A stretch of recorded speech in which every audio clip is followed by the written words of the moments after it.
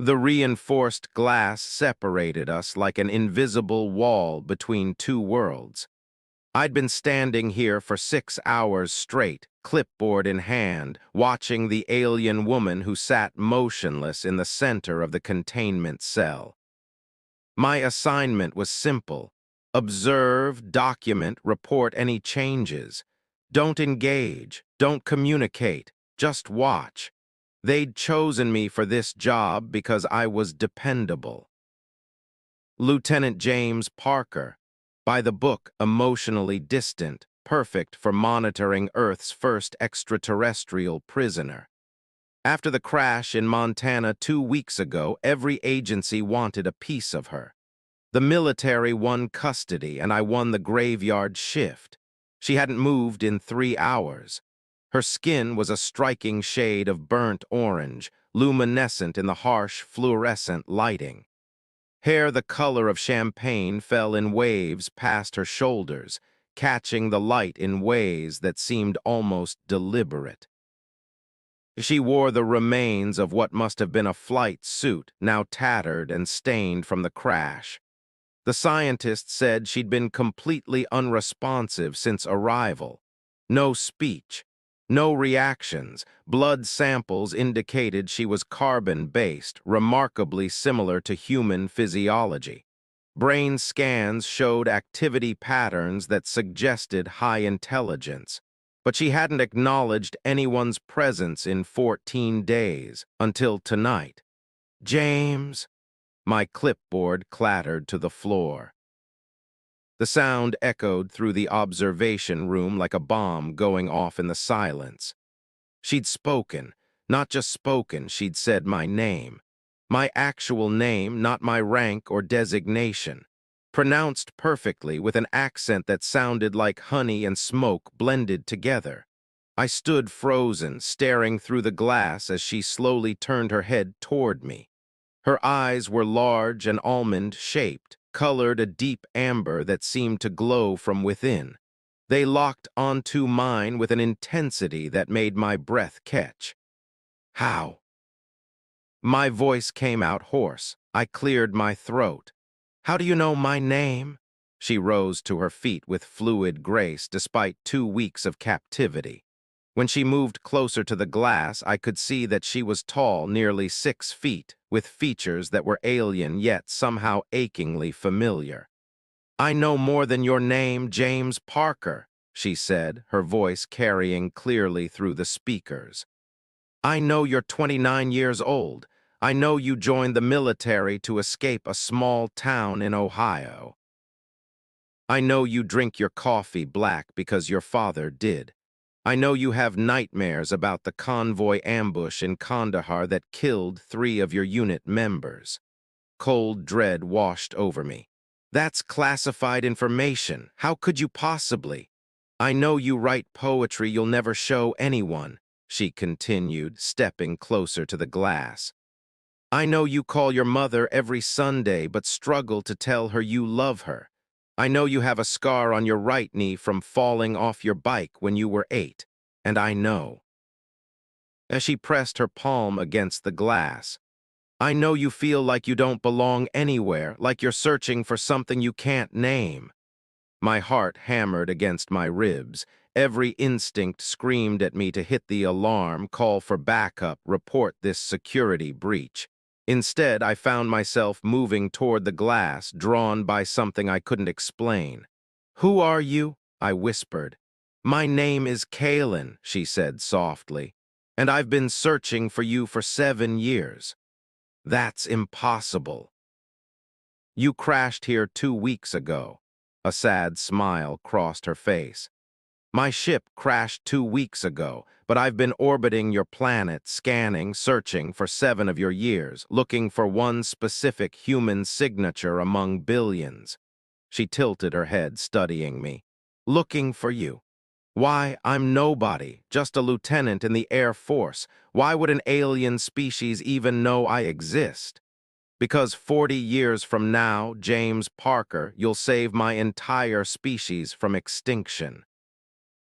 The words hung in the air between us like a physical thing. I laughed, a sharp, disbelieving sound. You're telling me you're from the future? No, Kalen said patiently.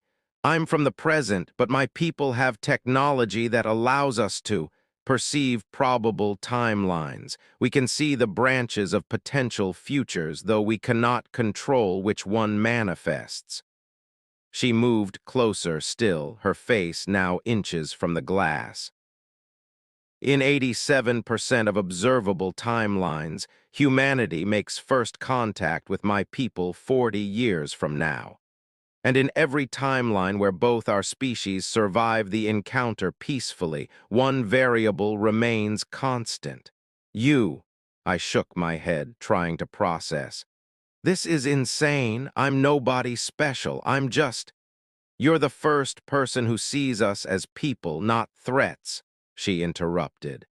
In the timelines we've observed, you'll become a xenolinguist.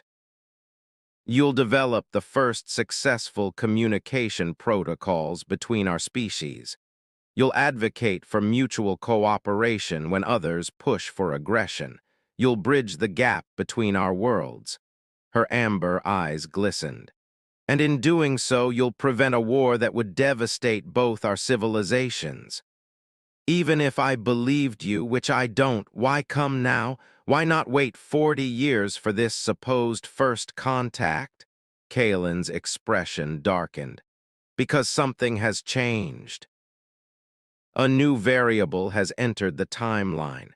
In the past 3 months, your government has begun development of a weapons system that, if completed, will make peaceful first contact impossible. When we arrive in 40 years, that weapon will be used against us. Fear will override reason, and both our species will suffer for it. What weapon? We don't have anything that could. Project Sentinel, she said quietly. A quantum field disruptor designed to create localized gravity wells. Your scientists think it's theoretical, but they're closer to success than they realize. And once deployed against my people's ships, the devastation will trigger retaliatory responses. War becomes inevitable. I'd heard rumors about Project Sentinel. Whispers in secured briefings, classified documents I wasn't cleared to see. How do you know about that? Because my ship was equipped with temporal sensors. I've seen the branching points where peaceful futures collapse into violent ones. And they all converge on that weapon.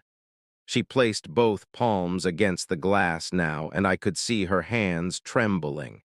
I crashed deliberately, James. I allowed myself to be captured because I knew they would assign someone to watch me. I calculated probabilities, accessed your military's personnel files remotely. I knew there was a 73% chance that person would be you. You crashed on purpose. You could have died. Yes, she said simply.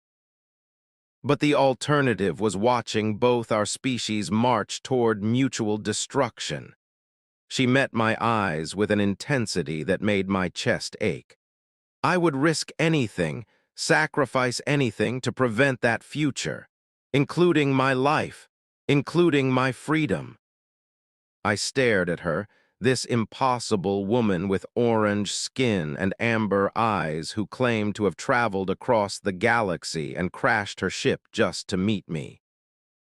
Every logical part of my brain screamed that this was manipulation, psychological warfare, an elaborate trick.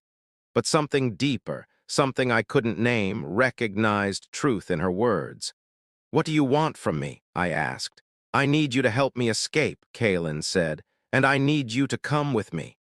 "That's treason. I'd be court-martialed, imprisoned." "You'd be free," she interrupted. "Free to become who you're meant to be, free to learn, to grow, to see beyond this one planet. I can take you to my homeworld. I can show you wonders your species won't discover for centuries. I can teach you our language, our culture, our technology." She leaned closer. And when the time comes, when humanity reaches out to the stars in 40 years, you'll be ready. You'll have the knowledge and experience to guide first contact, to ensure it happens peacefully. You're asking me to abandon everything, my career, my family, my entire life. I'm asking you to save everything, she said urgently. Not just for my people, for yours, for everyone you've ever known and loved, for the future of both our species. Her voice softened. And yes, James, I'm asking you to trust me, a stranger, an alien, someone you have no reason to believe. I thought about my life, the endless routines, the missions that felt increasingly pointless, the nagging sense that I was meant for something more. I thought about the nightmares that haunted me, the loneliness that no amount of camaraderie could fill, the poetry I wrote in the dark that spoke of distant stars and impossible dreams. Why me? I whispered. Really, why am I the one in all these timelines? Kaylin smiled, and it transformed her face into something radiant. Because you have a gift that's rarer than you know, James Parker. You see people truly see them, regardless of where they come from or what they look like. You look for connection before conflict, understanding before judgment. She pressed her forehead against the glass. In a universe full of fear and suspicion, you choose curiosity and compassion. That's not common, that's not ordinary, that's revolutionary. My hand moved of its own accord, reaching up to mirror hers against the glass. The barrier between us felt simultaneously infinite and paper-thin. If I help you, I said slowly, if I do this insane thing, what happens to us? Where do we go? First, to my ship. It's damaged but repairable if I can reach it. They've stored it in Hangar 7, 3 levels down. She pulled up a holographic display from a device on her wrist, technology that shouldn't exist. The schematic showed the facility's layout in perfect detail. Then we travel to my homeworld. It's a 6-month journey in stasis. You'll learn our language, our ways, and when you're ready, when first contact approaches, you'll return to Earth. You'll be the bridge between our worlds. And if this doesn't work, if I'm wrong to trust you, then you'll have betrayed your oath, sacrificed your career, and followed an alien into the unknown for nothing, she said honestly. I can't guarantee success, James. I can only show you the probable futures and ask you to help me reach the best ones. I closed my eyes, thinking of all the reasons this was madness. The security protocols I'd be violating, the laws I'd be breaking, the life I'd be leaving behind. Then I thought of the alternatives. Spending the rest of my career following orders that led nowhere. Growing old with the same regrets and unfulfilled longings. Watching humanity stumble into a war that could have been prevented. I thought of my nightmares, the faces of the soldiers who died in that convoy, the weight of survival when others hadn't, the nagging question of why I'd been spared. Maybe this was why. Tell me the plan, I said, opening my eyes. Kaylin's face lit up with hope so pure it hurt to witness. The guard rotation changes in 18 minutes. There's a 30-second window when the cameras in Corridor 7B reset. We'll need to reach the service stairwell, descend to sublevel 3, and access the hangar bay. I have codes that will override most security systems, but we'll need your biometric access for the final door. The hangar has armed guards 24/7. I know, that's why we'll need this. She touched her wrist device again, and her appearance shimmered. Suddenly she looked human, still tall and striking, but with normal skin tone and human brown eyes. Holographic camouflage, it won't fool scanners, but it will buy us time. I stared at her transformed appearance. You could have escaped any time with that. No, she said softly. I needed you, not just for access codes, but because I can't do this alone. My ship requires 2 operators to fly a safety protocol, and more than that. She reached toward the glass again. In every future where we succeed, we do it together. You and I partnership is the key. My hand trembled as I reached for my security card. Everything in my training screamed at me to stop. But something deeper, something that felt like destiny, pushed me forward. How do I get you out of that cell? Kaelin smiled. Use Emergency Protocol 7. Tell them the subject is having a medical crisis and you need immediate assistance. When the door opens, I'll handle the rest. I moved to the control panel, my heart thundering. This was it. The moment that would define the rest of my life. The point of no return. I thought of my mother's voice on Sunday phone calls. My unit members who'd become family. The normal life I'd tried so hard to build. Then I thought of Kaelin's words about futures and choices, about the role one person could play in shaping history, about seeing beyond fear to possibility. I pressed the emergency button. Control, this is Parker in Observation 7. The subject is having some kind of seizure. I need medical immediately. Alarms blared. Within seconds, the security door burst open and 2 guards rushed in, med kit in hand. They never saw Kaelin move. One moment she was convulsing on the floor of her cell. The next, she was past them, her holographic camouflage flickering as she used some kind of neural disruptor on both guards. They dropped instantly, unconscious but breathing. "James, now," she called. I ran. Ran from everything I'd known toward everything I'd dreamed. We hit the corridor at full sprint, Kaelin's device manipulating electronic locks as we flew past them. Shouts erupted behind us. Footsteps thundered. More alarms joined the chaos. We reached the stairwell, descended 3 levels in what felt like seconds.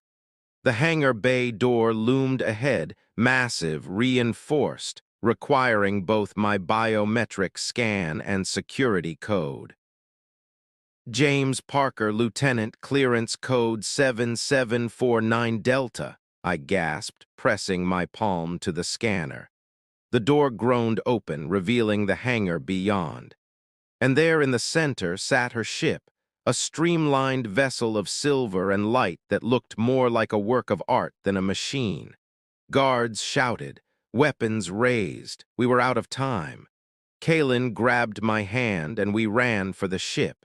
Energy blasts scorched the air around us. One caught her shoulder, spinning her around, but she kept moving, kept pulling me forward. The ship's entrance irised open. We tumbled inside, and the portal sealed behind us with a whisper. "Strap in," Kaelin said, her voice tight with pain as she clutched her shoulder. Blood red like mine, I noticed, seeped between her fingers. "You're hurt." "Strap in," she commanded, moving to the pilot's seat. I threw myself into the co-pilot's chair as the ship hummed to life. The controls before me were alien but somehow intuitive, like my hands remembered patterns they'd never learned. "When I say so, activate the forward shields," Kaelin instructed, her hands dancing over crystalline controls. "The blue hemisphere on your right." Through the viewport, I saw soldiers taking positions, heavy weapons being wheeled into place. The massive hangar doors remained sealed, thousands of tons of reinforced steel between us and sky. "Kaelin, we can't. Trust me," she said, meeting my eyes. "One more time, trust me." I found myself nodding. "Always." She smiled through her pain and slammed her palm down on a control that glowed like captured starlight. The ship didn't just fly, it sang. A pulse of energy radiated from the vessel, passing through the hangar doors like they were mist. Soldiers dove for cover, equipment sparked and failed. And then we were rising impossibly through solid matter, phasing through the roof of the facility as if reality itself was optional. We burst into the night sky, and suddenly the entire world spread out beneath us. City lights like scattered jewels, the curve of the horizon, stars blazing above without the filter of atmosphere. Fighter jets scrambled, missiles launched. None of it touched us. Kalen's ship danced through the air with impossible grace, each movement precise and effortless. Within minutes, we'd left the atmosphere. Within an hour, Earth was shrinking behind us, a blue marble suspended in infinite black. I stared at my home planet, everything I'd ever known falling away with each passing second. The weight of what I'd done pressed down on me, treason, desertion, abandoning everyone who'd ever cared about me. "Second thoughts?" Kalen asked softly, her shoulder already healing with the help of some medical device from the ship. I turned to look at her, at this extraordinary being who'd crashed her ship deliberately just to find me, who'd risked everything on the probability that I might be brave enough to take this leap, who believed I could help save two civilizations from destroying each other. Terrified thoughts, I admitted, but not second thoughts. She reached across the space between our seats and took my hand. Her skin was warm, her grip strong. "Thank you, James Parker, for trusting me, for choosing possibility over certainty." "So what happens now?" I asked, watching Earth disappear behind us. Now I teach you the language of my people, the history, the culture, the technology. You have 6 months in stasis to absorb more knowledge than you've learned in your entire life." She squeezed my hand gently. "And when you wake up, you'll see my homeworld, the floating cities of Velkara, the singing forests, the quantum libraries where information exists as living light. And after that, we prepare. We build the frameworks for peaceful contact. We develop protocols and communication strategies. And in 40 years, when my people arrive in Earth's solar system, you'll be ready to guide them, to show them humanity at its best, to prove that two species can meet as friends rather than enemies." I looked at her, really looked at her, seeing past the orange skin and amber eyes to the person beneath. Someone brave enough to risk everything for the sake of a future that hadn't happened yet. Someone who'd believed in me when I barely believed in myself. "In all those probable futures you observed," I said quietly, "did any of them show what happens between us, you and me?" Kalen's expression softened. "The timelines show probabilities, not certainties. They show the broad strokes, not the details." She turned to face me fully. "But I'll tell you what I observed, James. In every future where we succeed, where peace prevails, where both our species thrive, we're together, not just as colleagues, as something more." My breath caught. "How much more?" "That," she said with a gentle smile, "isn't predetermined. That's something we get to discover together, one choice at a time, one moment at a time." She reached up and deactivated her holographic camouflage, letting her true appearance shimmer back into existence. In the soft light of the ship's controls, her orange skin seemed to glow from within, her champagne hair catching the starlight like precious metal. "I spent 7 years searching for you," she said softly. 7 years orbiting a planet of billions looking for one specific person. Do you know what I thought about during all that time? What? I thought about what I'd say if I found you, how I'd convince you to trust me, how I'd explain the impossible and ask you to risk everything." She laughed quietly. "I prepared speeches, practiced arguments, rehearsed logical explanations, and in the end all I could do was tell you the truth and hope it was enough." "It was enough," I said, surprised by the conviction in my voice. Somehow, inexplicably, it was enough. We sat in comfortable silence as the ship navigated through space at speeds that defied comprehension. Around us, stars wheeled and danced, a cosmic ballet I'd only ever seen in dreams. What was it like? I asked finally. Orbiting Earth for 7 years, knowing what you had to do. Lonely, Kalen admitted, and frightening. Every day I watched your world, saw the timelines branching toward darkness, and wondered if I'd have the courage to do what was necessary. Wondered if I'd find you in time, if you'd believe me, if I'd doom my mission through hesitation or fear. But you did it anyway. Because some things are worth the fear, she said, meeting my eyes. Some futures are worth fighting for, and some people. She reached out and gently touched my face. Some people are worth crossing galaxies to find. Her touch sent electricity through my skin. Not attraction, not yet, but recognition, a sense of rightness that transcended logic. I don't know what I'm doing, I confessed. I've never been spontaneous, never broken rules, never trusted gut instinct over careful planning. Everything about this goes against who I thought I was. Maybe, Kalen said softly, you're discovering who you actually are. Who you've always been beneath the armor of military discipline and controlled emotions. She smiled. The man who writes poetry about stars he's never seen, who dreams of worlds beyond his own, who's been searching for a purpose that matches the size of his heart. Tears pricked my eyes unexpectedly. You see me, really see me. I don't understand how, but you do. I see you because I've been watching you across timelines, she said. I've seen you at your best and worst, your moments of courage and doubt. Your kindness and your pain.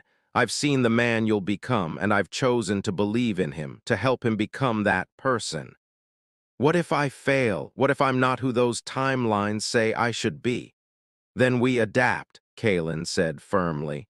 Timelines aren't destiny, James. They're possibilities. The future isn't written, it's chosen. Every moment, every decision, we shape what comes next. She squeezed my hand. All I know is this, together we have a chance, apart we almost certainly fail. So I'm choosing to believe in us, in partnership, in the possibility that two beings from different worlds can bridge the gap between their species.